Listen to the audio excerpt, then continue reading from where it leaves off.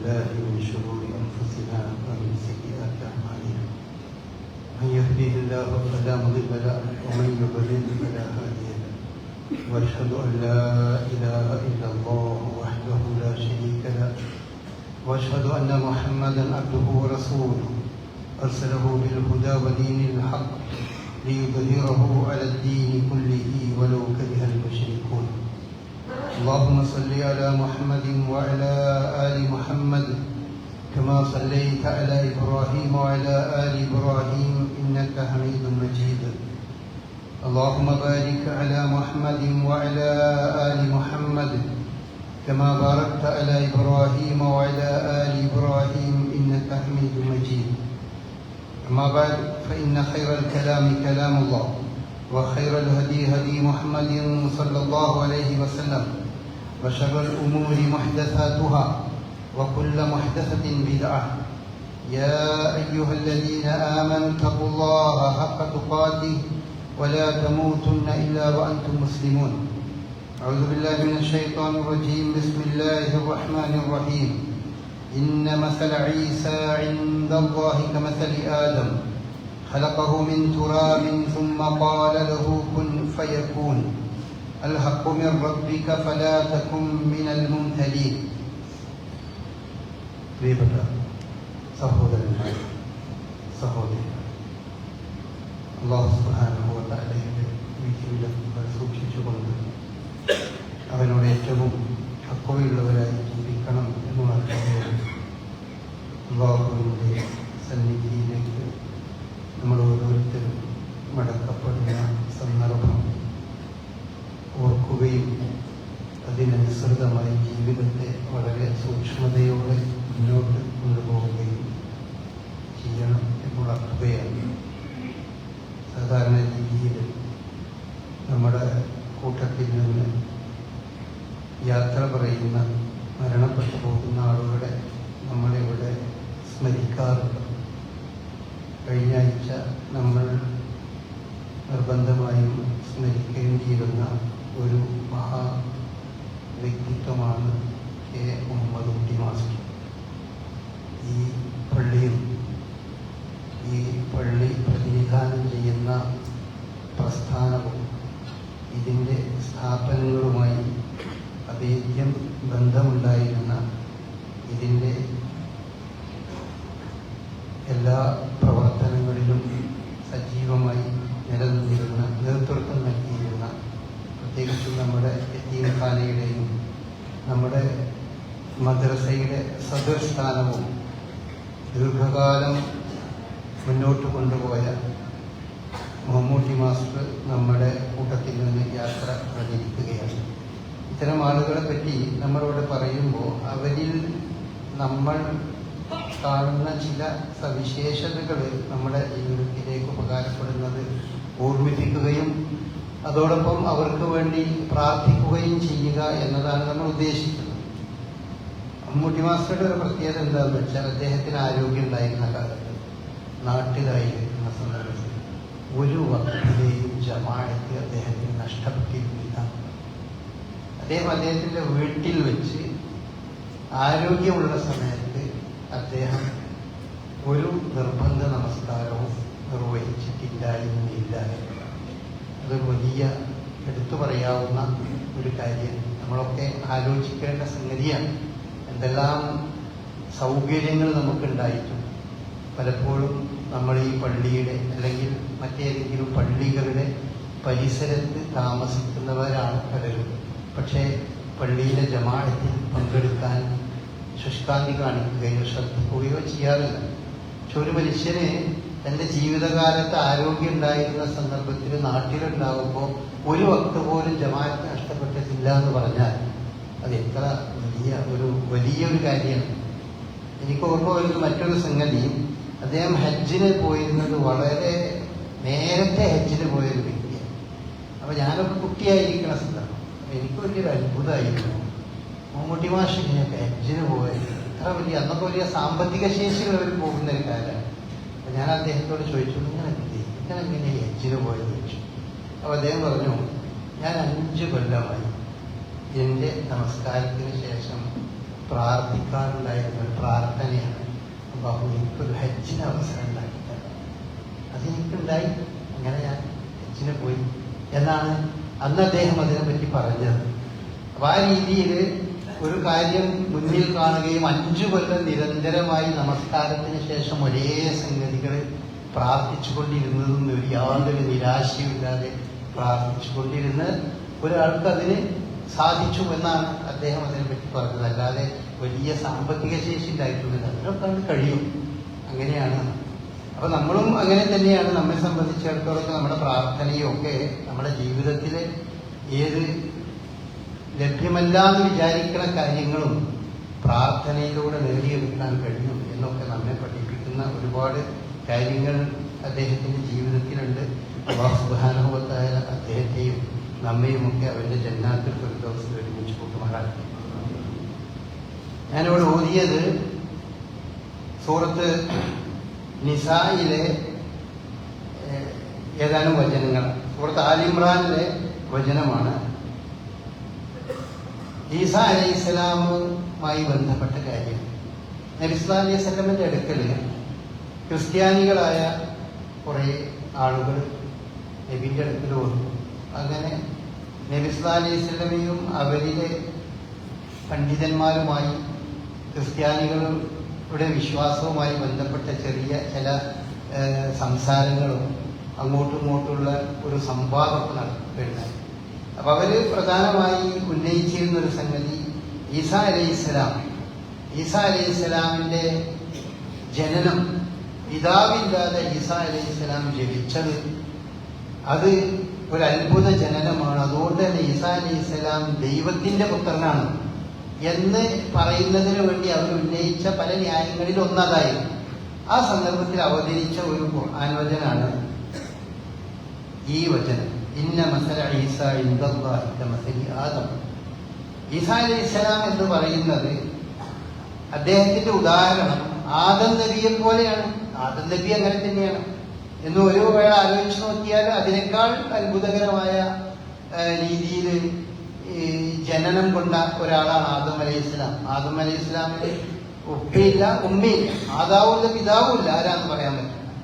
പക്ഷേ ഉമ്മയും ഉപ്പയൊന്നുമില്ലാതെ, മാതാപിതാക്കളില്ലാതെ ജനിച്ച ആദം അലൈഹിസ്സലാമും അതുപോലെ പിതാവില്ലാതെ ജനിച്ച ഈസാ അലൈഹിസ്സലാം, ഇതൊക്കെ ഇന്ന മസല ഈസാ ഇൻദല്ലാഹി കമസലി ആദം, ആദമിനെ പോലെ തന്നെയല്ലേ ഈസാ നബിയും. ഖലഖഹു മിൻ തുറാബ്, ആദം അലൈഹിസ്സലാമിനെ അല്ലാഹു മണ്ണിൽ നിന്ന് സൃഷ്ടിച്ചു. സുമ്മ ഖാല ലഹു കുൻ ഫയകുൻ, ഉണ്ടാകാൻ കൽപ്പന നൽകി. ആ കൽപ്പന പ്രകാരം ആദം അലൈഹിസ്സലാം ഉയിർക്കൊണ്ടു. അത്ര തന്നെ, അതിലധികം പ്രത്യേകിച്ചൊന്നുമില്ലല്ലോ. അതുപോലെ തന്നെ ഈസാ അലൈഹിസ്സലാം, അത് പിതാവില്ലാതെ ഉണ്ടാകണമെന്ന് അല്ലാഹു നിശ്ചയിച്ചു. അങ്ങനെ ആ അർത്ഥത്തിൽ അങ്ങനെയും ഒരു ജന്മമുണ്ടായി. ഈസാ അലൈഹിസ്സലാമിന്റെ പ്രത്യേകത, ഈസാ അലൈഹിസ്സലാമിന്റെ ജനനവും ജീവിതവും മരണവും ഒക്കെ ഒരു, അല്ലെങ്കിൽ അദ്ദേഹത്തിന്റെ ഈ ലോകത്തു നിന്നുള്ള വേർപാട് എല്ലാം അത്ഭുതകരമായിരുന്നു, മറ്റുള്ളവരിൽ നിന്നൊക്കെ വ്യത്യസ്തമായിരുന്നു. അതുകൊണ്ട് തന്നെയാണ് അദ്ദേഹത്തിന്റെ കാലശേഷം അദ്ദേഹത്തിന്റെ അനുയായികളായിരുന്ന ആളുകൾ അദ്ദേഹത്തെ പറ്റി അങ്ങനെ പറഞ്ഞ് അവസാനം അദ്ദേഹത്തെ അവർ ദൈവത്തിന്റെ അല്ലെങ്കിൽ അല്ലാഹുവിന്റെ സമനായി, രീതിയിൽ ദൈവത്തിന്റെ പുത്രനായി ഒക്കെ വിശ്വസിച്ചു പോകുന്നത് അതുകൊണ്ടാണ്. അത്ഭുതങ്ങളാണ് അദ്ദേഹത്തെ പറ്റി, അദ്ദേഹത്തിന്റെ ജനനത്തെ പറ്റി ഉണ്ടായിരുന്ന കാര്യം. ഖുർആൻ പറയുന്നത് അങ്ങനെ ആ അർത്ഥത്തിലാണെങ്കിൽ ആദം അലൈഹിസ്സലാം അതിനേക്കാൾ വലിയ ദൈവപുത്രനാകേണ്ടതല്ലേ എന്നുള്ള നിലക്കാണ് ഖുർആൻ പറയുന്നത്. പക്ഷെ അതൊന്നുമല്ല ശരി. അൽ ഹഖ്ഖു മിർ റബ്ബിക, എന്റെ രക്ഷിതാവിൽ നിന്നുള്ളതാണ് ഏറ്റവും ശരിയായ സത്യം. ഫലാ തകുൻ മിനൽ മുംതരീൻ, അതുകൊണ്ട് നിങ്ങൾ സംശയാലുക്കളുടെ കൂട്ടത്തിൽ ഉൾപ്പെടരുത് എന്ന് ഖുർആൻ പറയുന്നത്. അപ്പോൾ ഈസാ അലൈഹിസ്സലാമിന്റെ അനുയായികളായി അറിയപ്പെടുന്നവരാണ് ക്രിസ്ത്യാനികൾ. വിശുദ്ധ ഖുർആൻ റസൂലുള്ളാഹി സ്വല്ലല്ലാഹു അലൈഹി വസല്ലമയൊക്കെ ക്രിസ്ത്യാനികളുമായി നല്ല ബന്ധം പുലർത്തിയിരുന്ന ഒരു കാലഘട്ടമായിരുന്നു റസൂലുള്ളാഹി സ്വല്ലല്ലാഹു അലൈഹി വസല്ലമയുടെ കാലഘട്ടത്തിൽ ഉണ്ടായിരുന്നത്. നബി സല്ലല്ലാഹു അലൈഹി വസല്ലമക്കും അനുയായികൾക്കും ഒക്കെ വലിയ പീഡനങ്ങൾ അനുഭവിക്കേണ്ടി വന്ന സന്ദർഭത്തിൽ നബി സല്ലല്ലാഹു അലൈഹി വസല്ലമ അനുയായികളോട് പറഞ്ഞു, നിങ്ങൾ നമ്മുടെ നാടിന്റെ തൊട്ടടുത്ത് ഹബശീനിയ, ഇന്നത്തെ എത്യോപ്യ, അവിടെ ഒരു ക്രിസ്ത്യൻ രാജാവുണ്ട്. നല്ല മനുഷ്യനാണ്. നജ്ജാശി അദ്ദേഹത്തിന്റെ അടുക്കിലേക്ക് പറഞ്ഞയച്ചു. അദ്ദേഹം ഒരു നല്ല മനുഷ്യനാണ്, അതുകൊണ്ട് തന്നെ അദ്ദേഹത്തിന്റെ അടുക്കിലേക്ക് നിങ്ങൾ പോയിക്കോളൂ, അവിടെ നിങ്ങൾക്ക് വളരെ സുരക്ഷിതമായി ജീവിക്കാൻ കഴിയും, നാട്ടിൽ ജീവിക്കുന്നതിനേക്കാൾ സുരക്ഷിതമായി ജീവിക്കാൻ കഴിയും എന്ന് നബി സല്ലല്ലാഹു അലൈഹി വസല്ലമ പറഞ്ഞ് അതിന്റെ അടിസ്ഥാനത്തിൽ അവര് ഈ സഹാബിമാര് നജ്ജാശിയുടെ അടുക്കിലേക്ക് പോയി. അതൊരു ക്രിസ്ത്യൻ രാജാവായി. പക്ഷെ പിന്നീട് അദ്ദേഹം ഇസ്ലാം മതം വിശ്വസിക്കുകയുണ്ടായി എന്ന് റസൂലുള്ളാഹി സ്വല്ലല്ലാഹു അലൈഹി വസല്ലമക്ക് വഹീ ലഭിക്കുകയാണ്. അദ്ദേഹം ക്രിസ്ത്യൻ രാജാവായി ജീവിച്ചുകൊണ്ടിരിക്കുന്ന സന്ദർഭത്തില് അദ്ദേഹത്തിന്റെ കൂടെ ആ നാട്ടിൽ ജീവിച്ചുകൊണ്ടിരിക്കുന്ന സന്ദർഭത്തിലാണ് ഈ നജ്ജാശിയും ശത്രുക്കളും തമ്മിലുണ്ടായ യുദ്ധം ഉണ്ടായിരുന്നത്. നജ്ജാശിയുടെ ആളുകളും അദ്ദേഹത്തിന്റെ ശത്രുക്കളും തമ്മിലുണ്ടായിരുന്ന യുദ്ധം. ആ യുദ്ധ സന്ദർഭത്തിൽ മുസ്ലിങ്ങളായിരുന്ന ആളുകൾ നജ്ജാശിയുടെ വിജയത്തിന് വേണ്ടി പ്രാർത്ഥിച്ചുകൊണ്ടിരിക്കുകയായിരുന്നു എന്നാണ് ചരിത്രം നമ്മെ പഠിപ്പിക്കുന്നത്. എങ്ങനെയെങ്കിലും നജ്ജാശിക്ക് വിജയം ഉണ്ടാകണം എന്ന് അവർ പ്രാർത്ഥിച്ചുകൊണ്ടിരുന്നു. മുസ്ലിമായിട്ടൊന്നുമല്ല, അദ്ദേഹം ഒരു ക്രിസ്ത്യാനിയായിരുന്നു, പക്ഷെ നല്ലൊരു മനുഷ്യനായിരുന്നു. അങ്ങനെ ക്രിസ്ത്യാനികളുടെ കൂട്ടത്തിൽ നല്ല മനുഷ്യന്മാരായി ഉള്ള ധാരാളം ആളുകളുമായി നല്ല ബന്ധം മുസ്ലിങ്ങൾക്ക് തന്നെ ഉണ്ടായിരുന്നു. വിശുദ്ധ ഖുർആൻ തന്നെ നമ്മുടെ സൂറത്ത് നിസായില് തന്നെ പറയുന്നുണ്ട്. സൂറത്ത് നിസായില് വിശുദ്ധ ഖുർആൻ പറയുന്നുണ്ട്,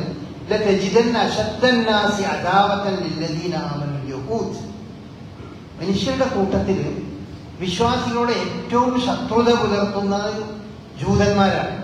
അത് ജൂതന്മാരുടെ ചരിത്രം എടുത്ത് പരിശോധിച്ച് നോക്കിയാലും, അതുപോലെ തന്നെ റസൂലുള്ളാഹി സ്വല്ലല്ലാഹു അലൈഹി വസല്ലമയുടെ കാലത്ത് ജൂതന്മാർ റസൂലുള്ളാഹി സ്വല്ലല്ലാഹു അലൈഹി വസല്ലമയെ വഞ്ചിച്ചതും കൊല്ലാൻ ശ്രമിച്ചതും, അവസാനം നബി സല്ലല്ലാഹു അലൈഹി വസല്ലമക്ക് ജൂതന്മാരെ മുഴുവൻ മദീനയുടെ വരുതിയിൽ നിന്ന് പുറത്താക്കേണ്ടി വന്നതൊക്കെ ചരിത്ര യാഥാർത്ഥ്യമാണ്.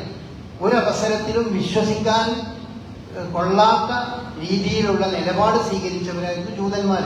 പണ്ട് കാലം മുതലേ അങ്ങനെ തന്നെയാണ്, ഇന്നും അങ്ങനെ തന്നെയാണ്. അതുകൊണ്ട് തന്നെ ജൂതന്മാരെക്കാൾ നല്ലത്, അല്ലെങ്കിൽ നമ്മൾ ചില മുസ്ലിം ആളുകളെക്കാൾ നല്ലവർ ജൂതന്മാരാണ് എന്നൊന്നും നമ്മൾ ഒരിക്കലും അറിയാതെ പോലും പറഞ്ഞു പോകാൻ പാടില്ല. ഇസ്ലാമിക ചരിത്രം നമ്മൾ എടുത്തു നോക്കിയാൽ ജൂതന്മാർ ഒരു കാലത്തും മുസ്ലിങ്ങൾക്ക് അനുകൂലമായോ മുസ്ലിങ്ങൾക്ക് നന്മയച്ചുകൊണ്ടോ ഒരിക്കലും നിലനിന്ന ഒരു ചരിത്രത്തിലെ ഒരു സംഭവം നമുക്ക് കാണാൻ കഴിയും. വ്യക്തികളുണ്ടാവും, വ്യക്തികൾ ഏത് കാലഘട്ടങ്ങളിലും നല്ല നല്ല വ്യക്തികളുണ്ടാവും. നബി സല്ലല്ലാഹു അലൈഹി വസല്ലമയുടെ അയൽവാസിയായിട്ടുണ്ടായിരുന്ന ഒരു ജൂത മനുഷ്യൻ, അദ്ദേഹം റസൂലുള്ളാഹിയുമായി നല്ല ബന്ധമായിരുന്നു. റസൂലുള്ള മരണപ്പെടുന്ന സന്ദർഭത്തിൽ റസൂലുള്ളാഹി സ്വല്ലല്ലാഹു അലൈഹി വസല്ലമയുടെ പടയങ്കി അദ്ദേഹത്തിന്റെ കയ്യിൽ പണയം വെക്കപ്പെട്ടതായിരുന്നു എന്നൊക്കെ നമ്മൾ ചരിത്രത്തിൽ വായിച്ചിട്ടുണ്ട്.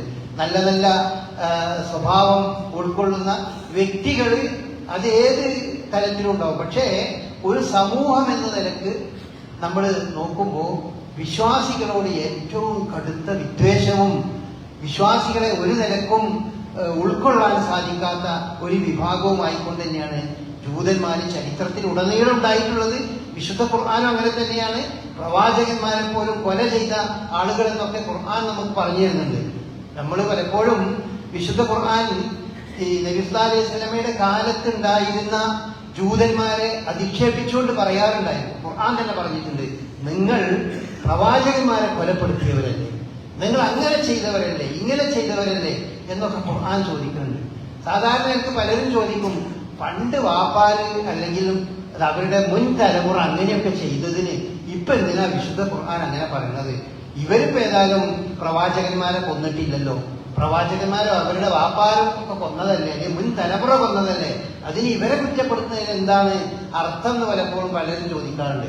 യഥാർത്ഥത്തിൽ അങ്ങനെ ഒരു കുറ്റപ്പെടുത്തുന്ന രീതി ഒരു ശരിയായ രീതിയല്ല. എന്റെ വാപ്പയും ഉപ്പയും അല്ലെങ്കിൽ തലമുറ പൂർവികർ അങ്ങനെയായിരുന്നു എന്ന് പറഞ്ഞിട്ട് നമ്മൾ ഒരാളെ ഒരിക്കലും കുറ്റപ്പെടുത്താൻ പറ്റില്ല. പക്ഷേ ജൂതന്മാരെ സംബന്ധിച്ചിടത്തോളം ആ പാരമ്പര്യം നിലനിർത്തിക്കൊണ്ടു പോകുന്നു എന്നുള്ളതാണ്.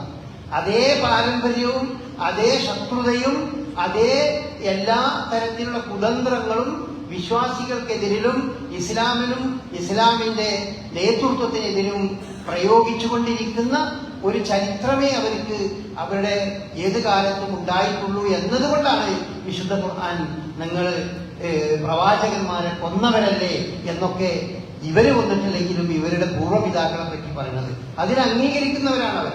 കാരണം ജൂതന്മാരെ സംബന്ധിച്ചിടത്തോളം ലോകത്ത് ഏറ്റവും ഉയർന്ന രക്തമുള്ളവരും സ്വർഗത്തിന്റെ അവകാശികളുമായിട്ട് ഞങ്ങളെ ഉള്ളൂ, ബാക്കിയുള്ളവരൊക്കെ അവരുടെ താഴെ കീടങ്ങളാണ് എന്ന് വിശ്വസിക്കുന്ന ഒരു വിശ്വാസധാരയുടെ അനുയായികളാണ്.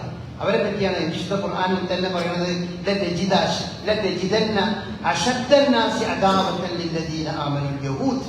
യഹൂദന്മാരും വല്ലദീന അശ്റകൂ, അതുപോലെ വിഗ്രഹവിശ്വാസികളുമാണ് ഈ മുസ്ലിങ്ങളോട്, വിശ്വാസികളോട് ഏറ്റവും കടുത്ത ശത്രുത വെച്ച് പുലർത്തുന്ന ആളുകൾ. എന്നിട്ട് പറഞ്ഞു ക്രിസ്ത്യാനികളെ പറ്റി, വലതജിദന്ന അഖറബഹും മവദ്ദതൻ ലില്ലദീന ആമനൂ, വിശ്വാസികളുമായി ഏറ്റവും അടുത്ത സ്നേഹബന്ധം പുലർത്തുന്നവർ അത് ക്രിസ്ത്യാനികളാണ്. സ്നേഹബന്ധം പുലർത്തുന്നത് എന്ന് വെച്ചാൽ അല്ലദീന ഖാലു ഇന്നാ നസാറ, ഞങ്ങൾ നസ്രാണികളാണ് എന്ന് പറയുന്ന ആളുകൾ വിശ്വാസികളോട് നല്ല സ്നേഹബന്ധം പുലർത്തുന്നതാണ്. ദാലിക ബിഅന്ന മിൻഹും ഖിസ്സീസീന, അവരുടെ കൂട്ടത്തില് നല്ല വിശ്വാസമുള്ള, അഹങ്കാരമില്ലാത്ത, അഹങ്കാരമില്ലാത്ത, ദൈവഭയമുള്ള പാതിരിമാർ അവരുടെ കൂട്ടത്തിൽ ജീവിക്കുന്നു എന്നതാണ് വിശുദ്ധ ഖുർആൻ അതിനൊരു കാരണം പറഞ്ഞത്. ഏതായാലും അങ്ങനെ ഒരു സർട്ടിഫിക്കറ്റ് വിശുദ്ധ ഖുർആൻ ഈ ക്രൈസ്തവ സമൂഹത്തിന് നൽകുന്നുണ്ട്. അപ്പോൾ വിശ്വാസികളുമായി, മുസ്ലിങ്ങളുമായി ഏറ്റവും അടുത്ത് നിലനിൽക്കുന്ന ഒരു മത വിശ്വാസികളാണ് ക്രിസ്ത്യാനികൾ എന്ന് ഖുർആൻ നമ്മൾ പഠിപ്പിക്കണം. അതിന് വേറെ പല കാരണങ്ങളും ഉണ്ട്. എന്തെന്ന് വെച്ചാൽ ക്രിസ്ത്യാനികളുടെയും മുസ്ലിങ്ങളുടെയും വിശ്വാസം ഏകദേശം പലതിലും ഒരേപോലെയാണ്. ഒരു മരണാനന്തര ജീവിതത്തിൽ അവർ വിശ്വസിക്കുന്നു.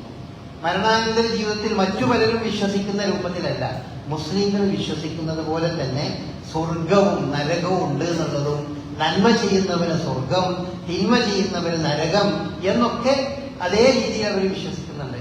മലായിക്കത്തുകളിൽ അവർക്ക് വിശ്വാസമുണ്ട്. മലക്കുകളെ സംബന്ധിച്ചിടത്തോളം അവരങ്ങനെ വിശ്വസിക്കുന്നവരാണ്. മലക്കുകളെ സംബന്ധിച്ചിടത്തോളം ഇത്തരം കാര്യങ്ങളിലൊക്കെ മാത്രമല്ല, വേദഗ്രന്ഥങ്ങളിൽ വിശ്വാസമുള്ളവരാണ്. അവർക്കും അവരുടേതായ വേദഗ്രന്ഥമുണ്ട്. ആ വേദഗ്രന്ഥം അവതരിപ്പിക്കുന്നത് പടച്ച തമ്പുരാനാണ്, അള്ളാഹുവിൽ നിന്നുള്ളതാണ്, ദൈവിക വചനങ്ങളാണ് വേദഗ്രന്ഥങ്ങൾ എന്നും വിശ്വസിക്കുന്നവരാണ് ക്രിസ്ത്യാനികൾ. ഇങ്ങനെ ഒരുപാട് കാര്യങ്ങളിൽ മുസ്ലിംകളുടെ വിശ്വാസവും ക്രിസ്ത്യാനികളുടെ വിശ്വാസവും തമ്മിൽ യോജിപ്പുണ്ട്. എന്ന് പറഞ്ഞാൽ അതിന്റെ ആദ്യകാലത്ത് മുസ്ലിങ്ങൾ തന്നെയാണല്ലോ അവര്. ഈസാ അലൈഹി ഇസ്ലാമിന്റെ കാലത്തുള്ള ക്രിസ്ത്യാനികൾ നമ്മൾ പറയുന്ന ആളുകളെ സംബന്ധിച്ചിടത്തോളം ഈസാ അലൈഹി ഇസ്ലാമിന്റെ അനുയായികൾ, ഇഞ്ചീലിന്റെ അനുയായികൾ, തൗറാത്തിന്റെ അനുയായികൾ എന്നൊക്കെ പറയുന്നവര് അവരൊക്കെ ഏകദൈവ വിശ്വാസികളാണ്. അവരൊക്കെ ഈസാ അലൈഹി ഇസ്ലാമിനെ പറ്റി വിശ്വസിച്ചിരുന്നത് അള്ളാഹുവിന്റെ പ്രവാചകനായിക്കൊണ്ട് തന്നെയാണ്. ഇഞ്ചീലിന്റെ കാലഘട്ടങ്ങളിലൊക്കെ വിശ്വസിച്ചിരുന്നത് അങ്ങനെ തന്നെയാണ്. പിന്നെ ഈ വിശ്വാസത്തിൽ നിന്ന് ക്രിസ്ത്യാനികൾ വ്യതിചലിച്ചു പോവുകയാണ് ചെയ്യുന്നത്. ആ വ്യതിചലിക്കുന്നത് പിൽക്കാലത്ത് അവരുടെ ഇടയിലുണ്ടായ വിശ്വാസമാണ്. ത്രിയേകത്വം എന്ന ദൈവത്തിന് 3 അളത്വങ്ങളുണ്ട്.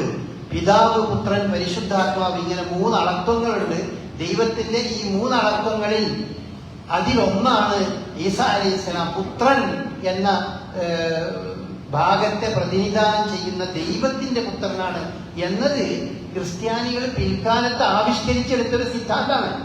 അത് ഈ ഈസാ അലൈഹി ഇസ്ലാമിന്റെ കാലം കഴിഞ്ഞ് 300 വർഷങ്ങൾക്ക് ശേഷം ഈ അവരുടെ ഒരു നിഖിയ കൗൺസിലിൽ വെച്ച് അവര് 40,000-ത്തിലധികം ക്രിസ്ത്യാനികളുടെ വിവിധ വിശ്വാസങ്ങൾ വെച്ചു പുലർത്തുന്ന, പലതരം വിശ്വാസങ്ങൾ ഈസാ അലൈഹി ഇസ്ലാമിനെ സംബന്ധിച്ച് വെച്ചു പുലർത്തുന്ന പല വിശ്വാസം ഉൾക്കൊള്ളുന്ന ആളുകൾ ലോകത്തിന്റെ പല ഭാഗത്തും ആ കാലഘട്ടങ്ങളിലുണ്ടായി. ആ കാലഘട്ടത്തിലുണ്ടായപ്പോൾ അവരിലെ പ്രമുഖരെ വിളിച്ചു ചേർത്ത് നടത്തിയ ഹിജ്റ അല്ല AD 325 നടന്ന ഒരു നിഖിയ കൗൺസിലുണ്ട്. ആ കൗൺസിലിൽ വെച്ചാണ് ഈ ത്രിയേകത്വം എന്ന ക്രിസ്ത്യാനികളുടെ ഇന്നത്തെ വിശ്വാസത്തിന്റെ അടിയാധാരമായി അവർ കണക്കാക്കുന്ന ത്രിത്വം എന്നതിനെ അവർ അംഗീകരിക്കുന്നത്. ഇനി മുതൽ ക്രിസ്ത്യാനികളുടെ വിശ്വാസം ത്രിയേകത്വത്തിൽ അധിഷ്ഠിതമായിരിക്കും. ഈസാ അലൈഹിസ്സലാം എന്നത് അതൊരു മനുഷ്യപുത്രൻ എന്ന രീതിയിലല്ല ഇനി നമ്മൾ അവതരിപ്പിക്കുന്നത്. ഈസാ അലൈഹിസ്സലാം ദൈവത്തിന്റെ പുത്രൻ എന്ന ഇന്നത്തെ ക്രിസ്ത്യാനികളുടെ വിശ്വാസങ്ങൾക്ക് ഊണും പാവും ഉണ്ടായി വരുന്നത് ആ 3 നൂറ്റാണ്ടുകൾക്ക് ശേഷമാണ്. 3 നൂറ്റാണ്ടുകൾക്ക് ശേഷം ഉണ്ടായതാണ്. അതാണ് ഇന്ന് ക്രിസ്ത്യാനികൾ അവലംബിക്കുന്നത്. അവരാണ് റസൂലുള്ളാഹി സ്വല്ലല്ലാഹി അലൈഹി വസല്ലമയുടെ കാലമെത്തിയപ്പോൾ, ഏകദേശം 6-ാം നൂറ്റാണ്ടും 7-ാം നൂറ്റാണ്ടിലൊക്കെയാണല്ലോ റസൂലുള്ളാഹി സ്വല്ലല്ലാഹി അലൈഹി വസല്ലമയുടെയും സഹാബാക്കളുടെയൊക്കെ കാലം. ആ കാലത്തെത്തിയപ്പോൾ അന്നുണ്ടായിരുന്ന ക്രിസ്ത്യാനികൾ ഈ വിശ്വാസം വെച്ച് പുലർത്തുന്നവരായിരുന്നു. അതുകൊണ്ട് തന്നെയാണ് വിശുദ്ധ ഖുർആൻ പറഞ്ഞിട്ടുള്ളത്, ലഖദ് കഫറൽ ലദീന ഖാലു ഇന്നല്ലാഹ സാലിസു സലാസത്തിൻ വമാ മിൻ ഇലാഹിൻ ഇല്ലാ ഇലാഹുൻ വാഹിദ്. സൂറത്തുൽ മാഇദയിൽ അല്ലാഹു പറഞ്ഞു, യഥാർത്ഥത്തിൽ അവര് സത്യനിഷേധികളായി മാറിയിരിക്കുന്നു, കുഫ്രിൽ അകപ്പെട്ടിരിക്കുന്നു. അല്ലദീന ഖാലു ഇന്നല്ലാഹ സാലിസു സലാസത്തിൻ, അല്ലാഹു ത്രിത്വത്തിലൊന്നാണ്, ത്രിയേകത്വത്തിലൊന്നാണ് അല്ലാഹു, ദൈവം. അതാണ് അവരെ സംബന്ധിച്ചിടത്തോളം പിതാവ് പുത്രൻ, പിതാവ് എന്നുള്ളതാണ് അവർ യഹോവ അല്ലെങ്കിൽ അള്ളാഹുവിനെ പറ്റി അവര് പറയുന്നത് അങ്ങനെയാണ്. ആ ഒരു വിശ്വാസം അത് ദൈവനിഷേധമാണ്, ഒരേ ഒരു ദൈവം മാത്രമേ ഉള്ളൂ എന്ന് വിശുദ്ധ ഖുർആന് തിരുത്തി പറയേണ്ടി വന്നത് ആ കാലഘട്ടത്തിൽ വിശ്വസിച്ചിരുന്ന ക്രിസ്ത്യാനികളാണ്. ആ ക്രിസ്ത്യാനികളെ പറ്റി തന്നെയാണ് ഇവിടെ വിശുദ്ധ ഖുർആൻ പറയുന്നത്. അവര് ആപേക്ഷികമായി മുസ്ലിങ്ങളുമായി നല്ല ബന്ധം പുലർത്തുന്നവരും സ്നേഹബന്ധം പുലർത്തുന്നവരും ഒക്കെ ആണ് എന്ന് വിശുദ്ധ ഖുർആൻ അവിടെ അവരെ സംബന്ധിച്ച് പറയുന്നുണ്ട്. അപ്പൊ അങ്ങനെ ഒരുപാട് തലങ്ങളിൽ മുസ്ലിങ്ങളുമായി നല്ല ബന്ധം പുലർത്തുന്ന ഒരു വിഭാഗമാണ് ജൂതന്മാരെക്കാൾ എത്രയോ മുസ്ലിങ്ങളോട് നല്ല ബന്ധം പുലർത്തുന്നവരാണ്. അതൊരു വ്യക്തികൾ അങ്ങനെ ആയിക്കൊള്ളുന്നില്ല, അല്ലെങ്കിൽ ഒരു പ്രദേശത്തുള്ള ക്രിസ്ത്യാനികൾ വേറെ രീതിയിലാകാം, അതൊക്കെ വേറെ വിഷയം. മൊത്തത്തിൽ എടുത്തു നോക്കുമ്പോൾ അങ്ങനെയാണ് കാണാൻ കഴിയുന്നത് എന്നാണ് ഖുർആൻ പറയുന്നത്. കാരണം അവരിൽ അല്ലാഹു സുബ്ഹാനഹു വ തആല ഒരു തരം സ്നേഹത്തിന്റെ ഭാഗം അവരിൽ സന്നിവേശിപ്പിച്ചിട്ടുണ്ട് എന്ന് വിശുദ്ധ ഖുർആൻ മറ്റൊരു സ്ഥലത്ത് പറയുന്നത്.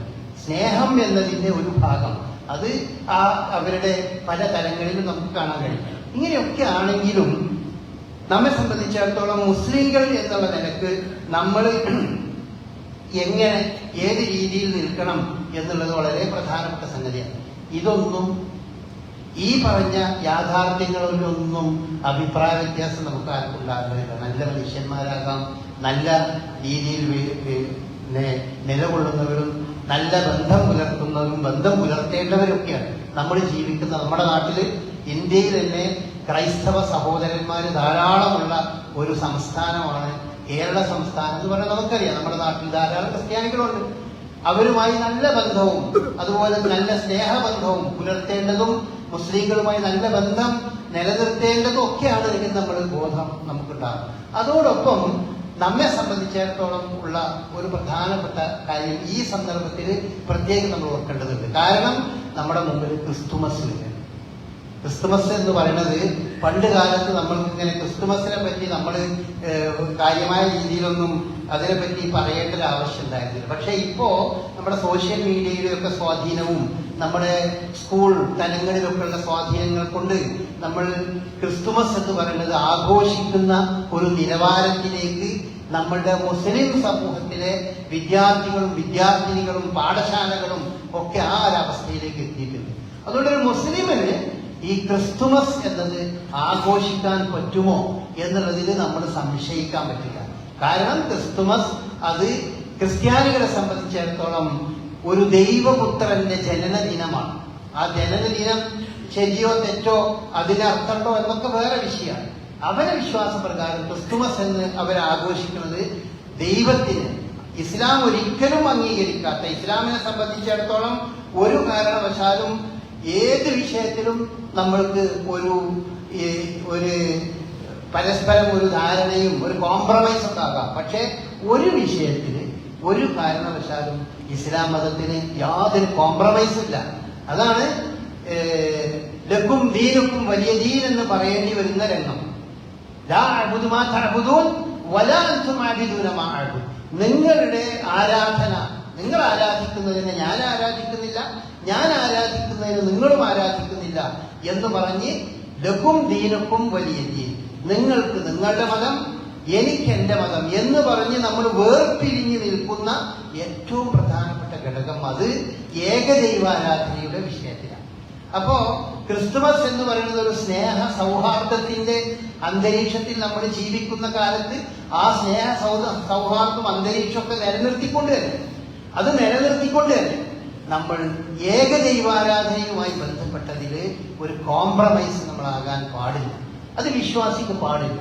അത് വിശ്വാസിയെ സംബന്ധിച്ചിടത്തോളം അവന്റെ പരലോക ജീവിതത്തെ പൂർണ്ണമായും അവന് നഷ്ടപ്പെടുത്തുന്ന കാര്യങ്ങളിലേക്ക് അത് എത്തിച്ചേരും. അതുകൊണ്ട് നമുക്ക് ക്രിസ്തുമസ് ആഘോഷിക്കാൻ യാതൊരു പഴുതും ഇസ്ലാം മതത്തിലില്ല എന്ന് നമ്മൾ മനസ്സിലാക്കണം. ക്രിസ്തുമസ് ആഘോഷം എന്ന് പറയുന്നത് എന്താണ്? ക്രിസ്തുമസിന്റെ വിശ്വാസം നമുക്കില്ല. ആരാ? ഈസാ അലൈഹി സ്വലാം ദൈവപുത്രനാണ് നമ്മൾ വിശ്വസിക്കുന്നില്ല. അതൊക്കെ ശരിയാണ്. പക്ഷേ ബഹുദൈവത്വത്തിന്റെ പേരിൽ ആഘോഷിക്കപ്പെടുന്ന കാര്യങ്ങൾ നമ്മളും അതേ രീതിയിൽ ആഘോഷിക്കുക എന്ന് പറഞ്ഞാൽ അത് ഇസ്ലാം മതം ശരി. അതാണ് പരലോക മോക്ഷത്തിന് നിദാനം നമ്മൾ വിശ്വസിക്കുന്ന ആളുകളെ സംബന്ധിച്ചിടത്തോളം. എല്ലാവരെ സംബന്ധിച്ചല്ല, നമ്മളെ സംബന്ധിച്ചിടത്തോളം ഇല്ലദ്ദീന ഇൻദല്ലാഹിൽ ഇസ്ലാം, അള്ളാഹുവിന്റെ അടുക്കൽ സ്വീകാര്യമായ മതം അത് പരിശുദ്ധ ഇസ്ലാമാണ്. വമൻ യബ്തഗി ഗൈറൽ ഇസ്ലാമി ദീനൻ ഫലൻ യുഖ്ബല മിൻഹു, ഇസ്ലാമല്ലാത്ത മറ്റൊരു മതം അനുസരിച്ച് ജീവിക്കുകയാണെങ്കിൽ ഫലൻ യുഖ്ബല മിൻഹു, അത് സ്വീകരിക്കപ്പെടുകയില്ല. വഹുവ ഫിൽ ആഖിറതി മിനൽ ഖാസിരീൻ, പരലോകത്ത് അവൻ നഷ്ടക്കാരിൽ പെടുന്ന. വേറൊന്നുമില്ല, ദുനിയാവിൽ രക്ഷ ഉണ്ടാവോ മോക്ഷം ഉണ്ടാവോ അത് വേറെ, അതിനെ സംബന്ധിച്ച് അല്ല. അതിലല്ല നമുക്കുള്ള ഉത്കണ്ഠ ഉള്ളത്. നമ്മൾ പലപ്പോഴും പറയും അവനവന്റെ മതം മാത്രമാണ് ശരിയെന്ന് വിശ്വസിക്കുന്നത് ഒരു തരത്തിലുള്ള എന്താണ് ഒരു പിടിവാശിയാണ്, അതല്ലെങ്കിൽ അതൊരു ഇടുങ്ങിയ ചിന്താഗതിയാന്നൊക്കെ പറയും. അങ്ങനല്ല. നമ്മളെ സംബന്ധിച്ചിടത്തോളം നമ്മളെ വിശ്വാസം എന്റെ മതം മാത്രമേ എനിക്ക് പരലോക മോക്ഷം കാണിക്കൊള്ളൂ എന്നുള്ളതാണ്. എനിക്ക് പരലോക മോക്ഷം ഉണ്ടാക്കണമെങ്കിൽ ഞാൻ എന്റെ മതമായ പരിശുദ്ധ ഇസ്ലാം തന്നെ ഞാൻ മുറുകെ പിടിച്ച് ജീവിക്കണം. എങ്കിലേ എനിക്ക് മരണാനന്തര ജീവിതത്തിൽ മോക്ഷം ഉണ്ടാകുള്ളൂ. ആ വശം മാത്രമാണ് പ്രത്യേകിച്ച് പറയുന്നത്. അതാണ് വഹുവ ഫിൽ ആഖിറതി മിനൽ ഖാസിരീൻ, അതാണ് അവിടെ എടുത്തു പറയുന്നത്. അല്ലാതെ ദുനിയാവിൽ വേറെന്തെങ്കിലും ദോഷം ഉണ്ടാകും എന്നൊന്നും ഈ പരിശുദ്ധ ഇസ്ലാം നമ്മെ ആ വിഷയത്തിൽ പറഞ്ഞിരുന്നില്ല. പരലോകം നഷ്ടപ്പെടും. ഇസ്ലാം അല്ലാത്ത മറ്റൊരു മതം നിങ്ങൾ സ്വീകരിക്കുകയാണെങ്കിൽ അത് സർവ്വമത സത്യവാദം എന്നൊക്കെ പറഞ്ഞ് എന്ത് രീതിയിൽ ആരും മുന്നോട്ട് വന്നാലും ശരി, ഇവിടെ ഇസ്ലാം സ്വീകരിക്കാതിരുന്നാൽ അതൊരു നഷ്ടമായി മാറുന്നത്. ആ അർത്ഥത്തിൽ ആണ് പറയുന്നത് ഇസ്ലാം മതത്തിന്റെ ആണിക്കല്ല് എന്ന് പറയുന്നത് ഏകദൈവാരാധനയാണ്, തൗഹീദാണ്. അതിന് ഒരർത്ഥത്തിലും തൗഹീദുമായി ബന്ധപ്പെട്ട ഏകദൈവാരാധനയുമായി ബന്ധപ്പെട്ട യാതൊരു പ്രവർത്തനത്തിലും അതിന് വിരുദ്ധമായ ഒരു പ്രവർത്തനത്തിലും നമ്മൾ ഭാഗവാക്കാകാതെ നമ്മൾ ഈ ദുനിയാവിൽ നിന്ന് ജീവിച്ച് മുന്നോട്ട് പോകണം എന്നാണ് നമ്മൾ ആഗ്രഹിക്കേണ്ടത്. അതുകൊണ്ട് രക്ഷിതാക്കളാണ് പല ആളുകളും, നമ്മളെ അധികം പല ആളുകളും രക്ഷിതാക്കളുണ്ടാവും. നമ്മുടെ മക്കള് ഈ ക്രിസ്തുമസ് ആഘോഷവുമായി ബന്ധപ്പെട്ട് അത് ആഘോഷിക്കുന്ന സംഘാടകരായി മാറുകയാണ്. അതാണ് ഇപ്പൊ നമ്മൾക്ക് പണ്ടുള്ളതിൽ നിന്ന് വളരെ വ്യത്യസ്തമായി. പണ്ടുണ്ടായിരുന്ന സംഗതി ഇപ്പൊ ഓണാഘോഷമാണെങ്കിലും ക്രിസ്തുമസ് ആഘോഷമാണെങ്കിലും ഒക്കെ സുഹൃത്തുക്കളായ അവനവന്റെ ഇതര മതവിശ്വാസികളുടെ കൂടെ പോയി വീട്ടിൽ പോയി അവരൊരു ഭക്ഷണമൊക്കെ കഴിച്ച് അങ്ങനെ പോകുന്ന ഒരു സൗഹാർദ്ദ അന്തരീക്ഷത്തിന്റെ രീതി എന്നതിനപ്പുറം ഇന്ന് ഓണം ആഘോഷം സംഘടിപ്പിക്കുന്നത് മുസ്ലിങ്ങളാണ്. ക്രിസ്തുമസ് ആഘോഷങ്ങൾ സംഘടിപ്പിക്കുന്നതും ക്രിസ്തുമസ് ആഘോഷത്തിന്റെ പുൽക്കുടിലുകളും അതിന്റെ തൊപ്പിയും അതിന്റെ ക്രിസ്തുമസ് ട്രീയും അതൊക്കെ ബഹുദൈവത്വത്തിന്റെ അടയാളങ്ങളാണ്. ക്രിസ്തുമസ് എന്ന് പറയുന്നത് നമ്മൾക്കറിയാലോ, ഈസാ അലൈഹി സ്വലാമിന്റെ ജനനത്തെ, ഈസാ അലൈഹി സ്വലാം എന്ന് പറഞ്ഞാൽ പ്രവാചകനല്ല, ദൈവപുത്രൻ ഈ ഭൂമിയിൽ ജനിച്ചതിന്റെ ശുഭ അടയാളമായിക്കൊണ്ട് ആകാശത്തിൽ പ്രത്യക്ഷപ്പെട്ടിരുന്നു ഒരു നക്ഷത്രം. ആ നക്ഷത്രം ആണ് ദൈവപുത്രൻ ജനിച്ചു എന്ന് മാലോകരെ അറിയിച്ചത് എന്നാണ് ക്രിസ്ത്യാനികൾ വിശ്വസിക്കുന്നത്. അതാണ് ക്രിസ്തുമസ് നാളുകളിൽ നക്ഷത്രങ്ങൾ ഓരോ വീട്ടിലും ക്രിസ്ത്യാനികൾ തൂക്കുന്നത്. അവരെ സംബന്ധിച്ച് അവർ തൂക്കേണ്ടതാണ്, അവരുടെ വിശ്വാസത്തിന്റെ ഭാഗമാണ്. അവർക്ക് അതിനുള്ള സ്വാതന്ത്ര്യം രാജ്യത്തുണ്ട്, അതിനെ നമ്മൾ മാനിക്കണം. അതിനൊരു കാരണവശാലും നമ്മൾ കുറ്റപ്പെടുത്തി പറയേണ്ട ആവശ്യമൊന്നുമില്ല, അത് അവരുടെ വിശ്വാസത്തിന്റെ ഭാഗമാണ്. പക്ഷെ നമ്മളെന്തെങ്കിലും തൂക്കണം, നമ്മുടെ വിശ്വാസത്തിന്റെ ഭാഗമാണോ അത്? നമ്മൾ ദൈവപുത്രൻ ജനിച്ചു എന്ന് വിശ്വസിക്കുന്നവരാണോ? ഇല്ലല്ലോ. അതുപോലെ തന്നെയാണ് ക്രിസ്തുമസ് ട്രീ എന്ന് പറയുന്നത്. ക്രിസ്തുമസ് ട്രീ എന്ന് പറഞ്ഞാൽ ഈ ദൈവത്തിന്റെ എറ്റേണിറ്റിയെ സംബന്ധിച്ച്, അല്ലെങ്കിൽ എന്നെന്നും ജീവിക്കുന്നവൻ ആണ്. അത് സ്വർഗത്തിൽ എന്നെന്നും ജീവിക്കുന്നതിന്റെ, ഈസാ അലൈഹി ഇസ്ലാമിനെ വിശ്വസിക്കുന്ന ഒരാൾക്ക്, ഈസാ അലൈഹി ഇസ്ലാം ദൈവപുത്രനാണെന്ന് വിശ്വസിക്കുന്ന ഒരാൾക്ക് എന്നെന്നും ജീവിക്കാൻ ഏദൻ തോട്ടത്തിൽ സ്വർഗത്തിൽ എന്നെന്നും ജീവിക്കാനുള്ള അവസരം ഉണ്ടാകും എന്നതിന്റെ ഒരു സിംബലാണ് ക്രിസ്തുമസ് ട്രീ. അല്ലാതെ ഒരു ട്രീ ഇങ്ങനെ വെറുതെ ഒരു ട്രീ അതിന്റെ മുകളിൽ കുറച്ച് അലങ്കാരം ചെയ്യുന്നതല്ല, ഒരു വിശ്വാസത്തിന്റെ പ്രതീകമാണ്. അത് അങ്ങനെ ഓരോ സംഗതി ഓരോ കാര്യങ്ങളും അതാണ്. അപ്പൊ അത് നമ്മൾ അതിൻ്റെതായ നിലയിൽ തന്നെ നമ്മൾ മനസ്സിലാക്കണം. മുസ്ലിങ്ങൾക്ക് ക്രിസ്തുമസ് ഇല്ല, അതാണ് മനസ്സിലാക്കുന്നത്. നമുക്കുള്ളത് ആഘോഷമായിട്ടുള്ളത് 2 പെരുന്നാളാണ്. 2 ബലിപെരുന്നാളും ചെറുപെരുന്നാളും നമ്മൾ പറയുന്നതാണ്. ക്രിസ്തുമസ് എന്നത് മുസ്ലിങ്ങളുടെ ആഘോഷമല്ല. അത് നമ്മുടെ സഹോദര സമുദായത്തിൽപ്പെട്ടവര് സന്തോഷത്തോടു കൂടി അവരാഘോഷിക്കുന്ന ഒരു ആഘോഷമാണ്. അത് നമ്മളതിന്റെ സംഘാടകരാകേണ്ടതില്ല. അവർക്കത് ആഘോഷിക്കാനുള്ള സ്വാതന്ത്ര്യമുണ്ട്. അതിന് നമ്മൾ കുറ്റപ്പെടുത്തേണ്ട ആവശ്യമില്ല. യാതൊരു നിലക്കും അതിന് നമ്മൾ അസഹിഷ്ണുതകളാകേണ്ട ആവശ്യമൊന്നുമില്ല. അതൊരു രാജ്യത്ത് ജീവിക്കുമ്പോൾ ഓരോരുത്തർക്കും അവനവന്റെ വിശ്വാസവും ആചാരം അനുസരിച്ച് ജീവിക്കാൻ നമ്മുടെ രാജ്യം അനുവാദം നൽകുന്നുണ്ട്, നമ്മുടെ മതം അനുവാദം നൽകുന്നുണ്ട്. അത് അവരനുസരിച്ച് ജീവിച്ചോട്ടെ. ഒരു ഇസ്ലാമിക രാജ്യം വിചാരിക്കാം. ഇന്ത്യ ഒരു ഇസ്ലാമിക രാജ്യമാണെങ്കിലും ഈ നാട്ടിലെ ക്രിസ്ത്യാനികൾക്ക് അവരുടെ മതത്തിന്റെ ചിഹ്നങ്ങൾ ഉപയോഗപ്പെടുത്തിക്കൊണ്ട് ജീവിക്കണേന്ന് ഇസ്ലാം മതം ഒരിക്കലും അതിന് എതിരായി നിന്നിട്ടില്ല. മുസ്ലിങ്ങൾ ഭരിച്ചിരുന്ന കാലത്ത്, ഖലീഫമാരുടെ കാലത്ത് അവരുടെ എല്ലാ ക്രിസ്ത്യാനികളുടെ ദേവാലയങ്ങൾ, യേശുവിനെ ആരാധിക്കുന്ന ദേവാലയങ്ങൾ അവിടെ നിലനിർത്തിയിരുന്നു. ദേവാലയങ്ങളൊന്നും ഇടിച്ചു പൊളിച്ചിട്ടില്ല. മാത്രമല്ല, വിശുദ്ധ ഖുർആൻ മറ്റൊരു സ്ഥലത്ത് പറയുന്നുണ്ട്, ഈ ദേവാലയങ്ങൾ അതുപോലെയുള്ള ഈ ആളുകൾ പരസ്പരം അല്ലാഹു സുബ്ഹാനഹു വ തആല ഇടപെട്ടിട്ടില്ലായിരുന്നെങ്കിൽ ഈ ലോകത്ത് ക്രിസ്തീയ ദേവാലയങ്ങളും അതുപോലെ മറ്റു മഠങ്ങളും പള്ളികളും ഒന്നും ഇവിടെ ഉണ്ടാകുമായിരുന്നില്ല. അത് അള്ളാഹു തന്നെ അതിന്റെ ആ സന്തുലിതാവസ്ഥ നിലനിർത്തി പോകുന്ന കാര്യമാണ്. അത് ഇസ്ലാമിക ഭരണ പ്രദേശങ്ങളിലും ക്രിസ്ത്യാനികൾക്ക് അവരുടേതായ ആരാധനാ കർമ്മങ്ങൾ നിർവഹിക്കാനുള്ള സൗകര്യങ്ങളും ആ വിശ്വാസമനുസരിച്ച് ജീവിക്കാൻ അവർക്ക് അനുവാദമൊക്കെ നൽകിയിരുന്നു. അതൊക്കെ ഖലീഫമാരുടെ കാലത്തൊക്കെ ഉണ്ട്. അപ്പോൾ നമ്മളെ പോലെ ഈ ഒരു ബഹുമത സമൂഹത്തിൽ അവർക്ക് തീർച്ചയായും മറ്റേതിനേക്കാളും അതിനുള്ള അവകാശവും സ്വാതന്ത്ര്യവും ഒക്കെ ഉണ്ട്. പക്ഷെ നമ്മൾ അതിന്റെ പ്രവർത്തകന്മാരും ക്രിസ്തുമസ് ആഘോഷിക്കുന്നവരും നമ്മളാകാൻ പാടില്ല. അത് നമ്മളെ സംബന്ധിച്ചിടത്തോളം പറഞ്ഞ പോലെ ഒരാൾ മറ്റൊരുത്തന്റെ അതിന് ഇമിറ്റേറ്റ് ചെയ്ത് അതിന്റെ കൂടെ തന്നെ നിന്നാൽ ഫഹോമിൻഹും, അവനും ആ കൂട്ടത്തിൽപ്പെട്ടവനായി പരിഗണിക്കപ്പെടുമെന്നാണ് പറഞ്ഞത്. അപ്പൊ അത്തരം സംഗതികൾ നമ്മൾ യഥാർത്ഥത്തിൽ ആലോചിക്കണം, ചിന്തിക്കണം. അല്ലാഹു അനുഗ്രഹിക്കുമാറാകട്ടെ.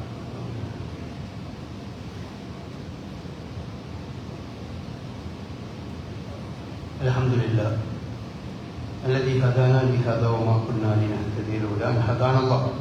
اللهم صل على محمد وعلى آل محمد كما صليت على إبراهيم وعلى آل إبراهيم إنك حميد مجيد. ഈ ദിവസങ്ങളിൽ സോഷ്യൽ മീഡിയയിൽ വല്ലാതെ നിറഞ്ഞു നിൽക്കുന്ന ആദരണീയനായ ബഹുമാന്യനായ ഒരു പണ്ഡിതന്റെ പ്രസംഗങ്ങൾ കേട്ടിട്ടുണ്ടാവും. അതൊക്കെ ഫലസ്തീനുമായും ഹമാസുമായും ഒക്കെ ബന്ധപ്പെട്ടുകൊണ്ടുള്ളതാണ്. യഥാർത്ഥത്തിൽ നമ്മൾ മനസ്സിലാക്കേണ്ടത്, അത് ആര് പ്രസംഗിച്ചാലും അത് ഈ നാട്ടിലെ നവോത്ഥാന പ്രസ്ഥാനത്തിന്റെ ഒരു അഭിപ്രായമാണ് പറയുന്നത് എന്നാണ് സോഷ്യൽ മീഡിയയിലൂടെ ആളുകൾ മറ്റുള്ളവരെ ധരിപ്പിച്ചുകൊണ്ടിരിക്കുന്നത്. മുജാഹിദ് പ്രസ്ഥാനത്തിന്റെ നിലപാട് ഈ വിഷയത്തിൽ ഇതാണ്. ഫലസ്തീനിൽ ജൂതന്മാർ കയറിയാലും ഹമാസിനെ പോലുള്ള ഒരു പാർട്ടി അവിടെ വരരുത് എന്നാണ്. അങ്ങനെ ഒരു നിലപാട് മുജാഹിദ് പ്രസ്ഥാനത്തിന് ഇല്ല എന്ന് നമ്മൾ മനസ്സിലാക്കണം. കാരണം മുജാഹിദ് പ്രസ്ഥാനത്തിന്റെ ഈ വിഷയകമായ നിലപാട് പലപ്പോഴും അതിന്റെ അധ്യക്ഷൻ ഇവിടെ അറിയിച്ചിട്ടുള്ളതാണ്, പ്രഖ്യാപിച്ചിട്ടുള്ള ഒരു സംഗതിയാണ്. ഫലസ്തീനികളോടൊപ്പം ദുരിതമനുഭവിക്കുന്ന, കഷ്ടപ്പെടുന്ന, അതുപോലെ തന്നെ ഈ ജൂതന്മാരുടെ കിരാതമായ പ്രവർത്തനങ്ങൾക്ക് വിധേയമാകുന്ന ഫലസ്തീനികളോടൊപ്പം നമ്മുടെ മനസ്സും നമ്മുടെ പ്രാർത്ഥനയും എല്ലാം അതിനോടൊപ്പം എന്നാണ്. അതിന് ഏതർത്ഥത്തിലും അതിന്റെ കൂടെ എന്നതിൽ നിന്ന് ഒരു വിട്ടുവീഴ്ചയില്ലാതെ നിലകൊള്ളുന്ന ഒരു പ്രസ്ഥാനമാണ് യഥാർത്ഥത്തിൽ നമ്മുടെ നാട്ടിലെ നവോത്ഥാന പ്രസ്ഥാനം. അതിനെ മറ്റു പല രീതിയിലും ഏതെങ്കിലും വ്യക്തിപരമായ ഓരോരുത്തരുടെ അഭിപ്രായങ്ങൾ, ഓരോരുത്തരുടെ പ്രസംഗത്തിൽ വരുന്ന ഓരോ അതിവാദങ്ങളും മറ്റും, ഇതൊക്കെ യഥാർത്ഥത്തിൽ ഒരു വലിയ അതിവാദമാണ്.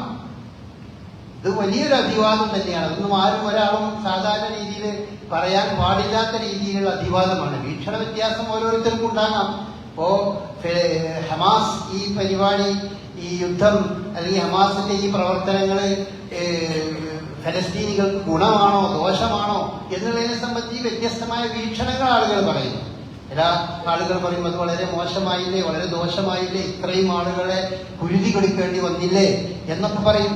അങ്ങനെ നിരീക്ഷിക്കുന്ന ആളുകളുണ്ട്. എന്നാൽ വളരെ ബഹുഭൂരിപക്ഷം ആളുകളും സാധാരണ രീതിയിൽ അതിനെ നിരീക്ഷിക്കുന്നത് ഏതായാലും ഇസ്രായേലിനെ സംബന്ധിച്ചിടത്തോളം ഏറ്റവും വലിയൊരു ആഘാതമാണ് ഉണ്ടായിട്ടുള്ളത്. ഈ സെപ്റ്റംബർ ഈ കഴിഞ്ഞ 7-ാം തീയതിക്ക് മുമ്പുള്ള ഇസ്രായേലിന്റെ സുരക്ഷിതത്വ ബോധം അവസാനിച്ചു കഴിഞ്ഞു എന്നാണ് ലോക മാധ്യമങ്ങളിലെ നിഷ്പക്ഷരായിട്ടുള്ള പല ആളുകളും അതിനെ വിശേഷിപ്പിക്കുന്നത്. സ്വാഭാവികമാണ്, ഇത്തരം സന്ദർഭങ്ങളിൽ ഏത് സ്വാതന്ത്ര്യ സമര പ്രസ്ഥാനങ്ങൾക്കും ഒരുപാട് കുരുതി കൊടുക്കേണ്ടി വരും. ഈ കാലഘട്ടത്തിൽ ഒരുപാട് കുരുതി കൊടുത്തുകൊണ്ടാണെങ്കിലും ഈ ഫലസ്തീൻ സ്വതന്ത്രമായി മാറുകയും ഇസ്രായേലിന്റെ കൈപ്പിടിയിൽ നിന്ന് രക്ഷപ്പെടുകയും ചെയ്യുക എന്നുള്ളത് ആത്യന്തികമായി നടക്കാൻ പോകുന്ന ഒരു കാര്യം തന്നെയാണ് എന്നാണ് ഇതിനെപ്പറ്റിയുള്ള നിരീക്ഷണങ്ങൾ കണക്കാക്കുന്നത്. അത് ഉടനുണ്ടായേക്കാം, അല്ലെങ്കിൽ കുറച്ച് വൈകിട്ടുണ്ടാകാം. ഏതായാലും തങ്ങൾ ഒരു അധിനിവേശ പ്രദേശത്ത് ഇത്ര സുരക്ഷിതമായി ജീവിച്ചുകൊണ്ടിരുന്നവരാണ് ഇസ്രായേലുകൾ. അത് ലോകത്തുണ്ടാവില്ല. ഒരു നാട്ടിൽ കയറി വന്നിട്ട് അവിടെ വളരെ സുരക്ഷിതരായി ഒരു പ്രശ്നമില്ലാതെ അങ്ങനെ ജീവിക്കുന്ന ഒരവസ്ഥയായിരുന്നു ഉണ്ടായിരുന്നത്. ആ അവസ്ഥക്ക് മാറ്റമുണ്ടായി. ഇനി എന്തായാലും ഭാവിയിലും ഇത്ര സുരക്ഷിതമല്ല ഞങ്ങളുടെ താവളങ്ങൾ എന്ന് ഈ ഇസ്രായേലിന് ബോധ്യപ്പെട്ട ഒരു സംഭവമാണിത്. ഒരുപാട് നഷ്ടങ്ങളും ഒരുപാട് ദുരിതങ്ങളും മറുഭാഗത്ത് സ്ത്രീകളും കുട്ടികളുമായി വംശഹത്യ തന്നെ നടന്നിട്ടുണ്ടെങ്കിലും എന്ത് തന്നെയായാലും ശരി, ഇവിടെയൊന്നും ഇതിന് പോരാട്ടത്തിന് നേതൃത്വം നൽകുന്ന ആളുകൾ ആരാണെന്ന് നോക്കിയിട്ടല്ല. അത് നോക്കേണ്ട സമയമല്ല ഇത്. പോരാട്ടത്തിന് നേതൃത്വം നൽകുന്നത് ആരാണെന്ന് നോക്കാൻ പരിശുദ്ധ ഇസ്ലാം നമ്മെ അനുവദിക്കുന്ന സമയമല്ല ഇത് എന്നാണ് നമ്മൾ മനസ്സിലാക്കേണ്ടത്. ഇസ്ലാമിക ചരിത്രം നമ്മൾ എടുത്ത് പരിശോധിച്ച് നോക്കിയാൽ അങ്ങനെയാണ്. ക്രിസ്ത്യാനികളും അതുപോലെ തന്നെ ബഹുദൈവാരാധകരും തമ്മിൽ നടന്നിരുന്ന റോമും പേർഷ്യയും തമ്മിൽ നടന്ന യുദ്ധത്തിന്റെ സന്ദർഭത്തിൽ നബി സല്ലല്ലാഹു അലൈഹി വസല്ലമയും സഹാബാക്കളും ഒക്കെ റോമ ജയിക്കട്ടെ എന്ന് വിചാരിച്ച് അതിനുവേണ്ടി അതിന്റെ കൂടെ ഉണ്ടാവുകയും റോമ തോറ്റുപോയപ്പോൾ അവര് ഏറ്റവും അധികം പ്രയാസപ്പെടുകയും അവർക്ക് വലിയ ദുഃഖമുണ്ടാവുകയും ചെയ്തു. വിശുദ്ധ ഖുർആൻ പറഞ്ഞു, നിങ്ങൾ ദുഃഖിക്കണ്ട, നിങ്ങൾക്ക് സന്തോഷം വരും. എന്താ നിങ്ങൾക്ക് സന്തോഷം വരുന്നത്? ഈസാ അലൈഹി ഇസ്ലാം ദൈവപുത്രനാണ് എന്ന് വിശ്വസിക്കുന്ന ക്രിസ്ത്യാനികൾ ജയിച്ചു വരും. ബഹുദൈവ വിശ്വാസികളെക്കാൾ അവർ ജയിച്ചു വരും. അതിന് നിങ്ങൾക്ക് സന്തോഷം ഉണ്ടാവുന്ന. അപ്പോ കൂട്ടത്തിൽ ഇസ്ലാമിനോട് ഏറ്റവും അടുത്തവർക്കുണ്ടാകുന്ന വിജയത്തിൽ അത് നമ്മൾ സന്തോഷിക്കേണ്ടവരാണ്. അതാണ് ഇസ്ലാമിന്റെ ചരിത്രം നമ്മെ പഠിപ്പിക്കുന്നത്. അതുപോലെ വിശുദ്ധ ഖുർആൻ നമ്മെ പഠിപ്പിക്കുന്നത്. ഇസ്രായേലും ഫലസ്തീനും ഇത് രണ്ടും തമ്മിലാണ് ഇവിടെ യുദ്ധം നടക്കുന്നത്. അല്ലാതെ അവിടെയുള്ള ഏതെങ്കിലും പാർട്ടികളെ അനലൈസ് ചെയ്യേണ്ട സമയമല്ല ഇത്. ഹമാസ് ആണെങ്കിലും ശരി, മറ്റേതാണെങ്കിലും ശരി, ഇസ്രായേലും ഫലസ്തീൻ നിവാസികളും തമ്മിൽ നടക്കുന്ന യുദ്ധത്തിൽ നമ്മൾ ഫലസ്തീനോട് കൂടെയാണ്. അതിൽ ആ പാർട്ടികളെ നമുക്ക് വിശകലനം ചെയ്യാനും അവരിലെ പോരായ്മകൾ നമ്മൾക്ക് അന്യോന്യം അങ്ങോട്ടും അതിനെ സംബന്ധിച്ചൊക്കെ അഭിപ്രായം പറയാനൊന്നും പറ്റിയ സമയം ഇതല്ല. അത് യുദ്ധത്തിന്റെ സമയത്ത് അത് ചെയ്യുന്നതും ശരിയല്ല. അതുകൊണ്ട് തന്നെ അത് ഹമാസ് തീവ്രവാദമാണോ അല്ലെങ്കിൽ ഹമാസ് ഷിയയാണോ എന്നിത്യാദി അനാവശ്യമായ ചർച്ചകൾക്കൊന്നും ഈ സന്ദർഭത്തിൽ ഏതായാലും ഒരു പ്രസക്തിയില്ല. ഒരിക്കലും ഈ ജൂതന്മാർ ആണ് ഹമാസിനേക്കാൾ ഖുദ്സ് ഭരിക്കാൻ നല്ലത്, അല്ലെങ്കിൽ ഷിയാക്കളെക്കാൾ അവരാണ് ഏറ്റവും നല്ലത് എന്നൊന്നും പറയേണ്ട സന്ദർഭമല്ലേ. ആര് പറഞ്ഞാൽ അതൊന്നും പറയേണ്ട സന്ദർഭം ഇതല്ല. അത് ഈ സമയത്ത് ഫലസ്തീനികൾക്ക് വേണ്ടിയും അതിലെ പോരാളികൾക്ക് വേണ്ടിയും പ്രാർത്ഥിച്ചിരിക്കേണ്ട സമയമാണ്. നമുക്കതേ സാധിക്കുള്ളൂ.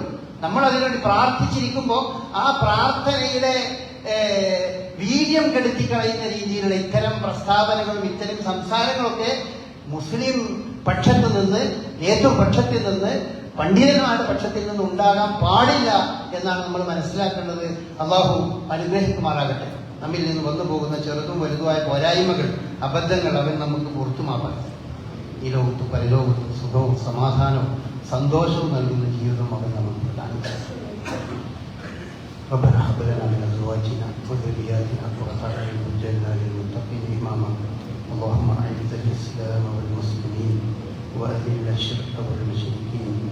اللهم اغفر للمؤمنين والمؤمنات والمسلمين والمسلمات الاحياء منهم والاموات انك مجيب الدعوات يا القاضي الحجاج. اللهم أجرنا من النار، اللهم أجرنا من النار، اللهم أجرنا من النار. اللهم يا مقلب القلوب ثبت قلوبنا بالإيمان والتقوى. اللهم يا مقلب القلوب ثبت قلوبنا بالإسلام. ربنا آتنا في الدنيا حسنة وفي الآخرة حسنة وقنا عذاب النار. ربنا تقبل منا إنك أنت السميع العليم وتب علينا إنك أنت التواب الرحيم. وآخر دعوانا أن الحمد لله رب العالمين وصلى الله عليه وسلم.